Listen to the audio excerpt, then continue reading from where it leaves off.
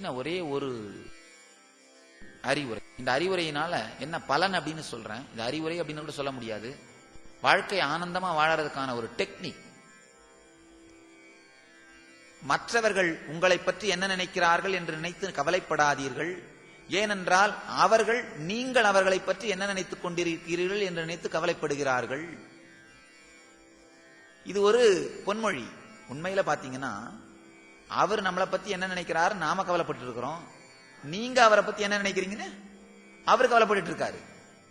ஒவ்வொருவருமே மற்றவர்கள் நம்மை பற்றி என்ன நினைக்கிறார்கள் என்று நினைத்தே கவலைப்பட்டு கொண்டிருக்கிறோம். இப்ப மற்றவங்க நம்மளை பத்தி என்ன நினைக்கிறாங்கன்னு நீங்க கவலைப்பட்டு நினைச்சு உட்கார்ந்து கவலைப்பட்டு இருக்கும் போது இந்த அறிவுரையை உங்களுக்கு யாராவது சொன்னாங்கன்னா, இது உங்க மனசுல நினைவுக்கு வந்ததுன்னா எந்த அளவுக்கு உங்க மனசு ஒரு ஆறுதலுக்கு வரும். மற்றவங்க நம்மளை பத்தி என்ன நினைக்கிறாங்கன்னு நினைச்சு நீங்க கவலைப்பட்டு இருக்கிற நேரத்துல யாராவது உங்களுக்கு இந்த அறிவுரையை தெளிவை கொடுத்தாங்கன்னா, கவலைப்படாதப்பா, நீ அவர் உன்னை பத்தி என்ன நினைக்கிறாருன்னு நினைச்சு கவலைப்படாத, அவரே கவலைப்பட்டு இருக்காரு, ஏன்னா நீ அவரை பத்தி என்ன நினைக்கிற நினைச்சு கவலைப்பட்டு இருக்காரு அப்படின்னு யாராவது நமக்கு தெளிவு சொன்னாங்கன்னா, அந்த நேரத்தில் அது எவ்வளவு நமக்கு பெரிய உற்சாகமாகவும் துக்கத்திற்கான மருந்தாகவும் இருக்கிறதோ, அதே போல் நம்முடைய வாழ்க்கையில் சோகங்கள் வரும்பொழுதெல்லாம், துக்கங்கள் வரும்பொழுதெல்லாம் ஒரு தெளிந்த கருத்து, தெளிந்த அறிவுரை நமக்கு வருமானால் அந்த அறிவுரை வாழ்க்கையின் போக்கையே மாற்றிவிடும். சரியான நேரத்தில் சொல்லப்பட்ட ஒரு சரியான சொல் வாழ்க்கையையே மாற்றும் ஒரு மிகப்பெரிய கருவி, மிகப்பெரிய சாதனமாக, மிகப்பெரிய திறவுகோலாக மாறும். நம்முடைய வாழ்க்கையிலையும் சரியான ஒரு கருத்து துக்கம் இருக்கும் பொழுது நமக்கு வந்து சேர்ந்தால் நம்முடைய துக்கத்தையே மாற்றிவிடும். இந்த தெளிந்த கருத்துக்களை மீண்டும் மீண்டும் நம்முடைய வாழ்க்கையில் கேட்டோமானால், கடைபிடித்தோமானால் சோகமயமாக இருக்கிற மனம் சுகமயமாக மாறும். அடுத்தது ஆன்மா. ஆன்மா ஆனந்தமயம். பொதுவாகவே நம்முடைய ஆன்மாவை துக்கமயமாக நாம் உணர்கின்றோம். அவ்வாறு அது அல்ல. இயற்கையினால், நிஜத்தினால் நாம் சக்தியின் வடிவமாகவும் ஆனந்தத்தின் வடிவமாகவும் தான் இருக்கின்றோம். மீண்டும் மீண்டும் நம்மை நாமே தாழ்த்திக் கொள்வதனால், மீண்டும் மீண்டும் நம்மை நாமே அளவுக்கு குறைவாக எடை போடுவதனால் நாம் சுயநம்பிக்கை இல்லாமல் சோகத்திலும் துக்கத்திலும் இருக்கின்றோம். நமக்குள்ள அளப்பரிய சக்தி இருக்கிறது. நமக்குள்ள 3 நிலை சக்தி இருக்கின்றது. இந்த முதல்ல இருக்கிற சக்தி தினசரி வாழ்க்கைக்கு நீங்க உபயோகம் பண்ற சக்தி. காலையில 6 மணிக்கு எந்திரிக்கிறீங்க, எந்திரிச்சு காஃபி குடிக்க ஆரம்பிக்கிறீங்க, உங்களுடைய வேலையெல்லாம் கவனிக்கிறீங்க. மாலை 6 மணி ஆன உடனே உடம்பு டயர்ட் ஆயிடும். மாலை 6 மணி ஆன உடனே உடம்பு சொல்லும், போதும் போதும் போய் ரெஸ்ட் எடுத்துடலாம். வீட்டுக்கு போயிட்டு கொஞ்ச நேரம் டிவி பார்த்துட்டு படுத்து தூங்கிடுறீங்க. தினசரி நடவடிக்கைகளுக்கு மட்டும் நீங்கள் உபயோகப்படுத்துகிற சக்தி முதல் நிலை சக்தி. ஆனா அதுவே முழுசும் கிடையாது. 2வது நிலை சக்தின்னு ஒண்ணு இருக்கு, உங்களுக்குள்ளேயே இருக்கு. இந்த அவசர காலங்களிலே வெளிப்படுகிற சக்தி 2வது நிலை சக்தி. இது எப்படி சொல்லலாம்னா, மாலை ஒரு 8 மணி ஏதோ ஒரு ஊருக்கு போயிட்டு பஸ்ல வரீங்க. பஸ் ஸ்டாண்ட்ல இறங்கி வீட்டுக்கு மெதுவா நடந்து போறீங்க. ஒரு உடம்பு ரொம்ப டயர்டா இருக்கு, நடக்கிறதுக்கே ரொம்ப முடியாம மெதுவா நடந்து போறீங்க. அடிமேல் அடி வச்சு டயர்டா நடந்து போறீங்க.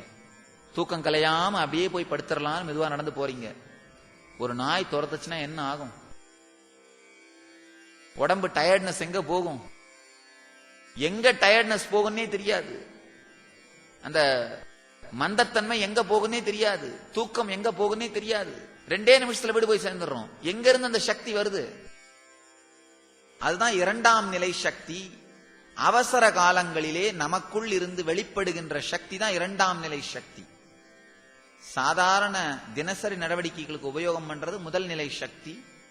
அவசர காலங்களிலே வெளிப்படுவது 2வது நிலை சக்தி. 3வது நிலை சக்தி நமக்குள்ள இருக்கு, அதுதான் கடவுள் சக்தின்னு சொல்றோம். அந்த 3வது நிலை சக்தி நமக்குள்ள இருக்கிறத உணர்ந்தவர்கள் தான் ஞானிகள்னு சொல்றோம்.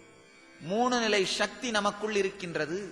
இந்த 3வது நிலை சக்தியை உணர்வதற்காகத்தான் யோகிகள் மீண்டும் மீண்டும் தியானம் செய்கின்றார்கள். சாதாரண மனிதர்கள் தியானம் பண்றது ஒரு உடல் நலத்தையும் மனநலத்தையும் கொடுக்கும். ஆழ்ந்து தியானம் செய்யும் பொழுது, தியானத்திலே ஆழ்ந்து முழுகும் பொழுது மூன்றாவது நிலை சக்தி வெளிப்பட துவங்கும். மேலோட்டமா ஒரு நாளைக்கு ஒரு 10 நிமிஷமோ 20 நிமிஷமோ தியானம் பண்ணா ஒரு நல்ல உடல் நலம் இருக்கும், நல்ல மனநலம் இருக்கும். ஆனா மணிக்கணக்கா தியானத்தில் ஆழ்ந்து முழுகினீங்கன்னா இந்த மூன்றாவது நிலை சக்தி வெளிப்பட துவங்கும்.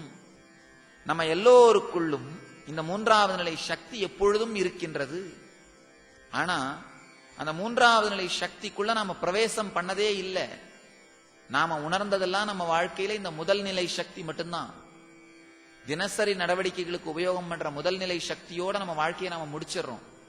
பிறந்ததிலிருந்து இறக்கும் வரை இந்த முதல் நிலை சக்தியை மட்டும்தான் நாம் உபயோகிக்கின்றோம். ஏதோ ஒரு ரொம்ப ரேரா ஒரு சில நேரங்களில் மட்டும் இந்த இரண்டாவது நிலை சக்தி வெளிப்படுது. ஒரு அவசர காலத்துல, உயிருக்கே ஒரு ஆபத்து வர்ற காலத்துல, இல்ல ஏதாவது ஒரு துக்கம் வர்ற காலத்துல, எப்பவோ ஒரு பயம் வர்ற காலத்துல இந்த இரண்டாவது நிலை சக்தி வெளிப்படுது. அதுவும் ரொம்ப ரேரா தான் நடக்குது நம்ம வாழ்க்கையில. மிஞ்சி போனா மொத்தமும் உங்க வாழ்க்கை முழுவதும் அலசி பாத்தீங்கன்னா ஒரு 4 தரம் 5 தரம் தான் அந்த இரண்டாவது நிலை சக்தி வெளிப்பட பாப்பீங்க. அதுக்கு மேல நடக்கிறது இல்ல.